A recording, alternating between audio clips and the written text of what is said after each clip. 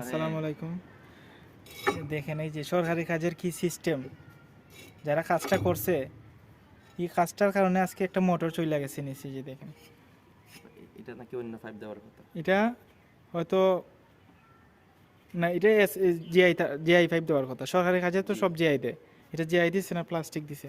Plastic দিছে এটা বিষয় না, প্লাস্টিক কোনো বিষয় না, কিন্তু এসএস তারটা যদি দিত জি তাহলে একটা মোটর জীবনে যাইতো না, একটা ব্রোয়িং নষ্ট হইতো না। যে দেখেন এটা নিচে মোটর চলে গেছে শুধু একটু ওই যে কাজের একটু সাবধানতার জন্য। কতটুক বেশ কম, এটা কিভাবে লাগাবে, এটা টাইম লাইন না কিরকম যে লাগাইছে, মানে খুব কষ্ট করছে এরা, মানে একবার দুনিয়া উদ্ধার করে লাইছে এটা লাগাইতে গিয়া। কিন্তু মূল যে বিষয়টা ক্ষতি যে করছে, তো মসজিদের কাজটা তাও মসজিদের কাজ তো সারা জীবন তো পস্তাইতে হইব।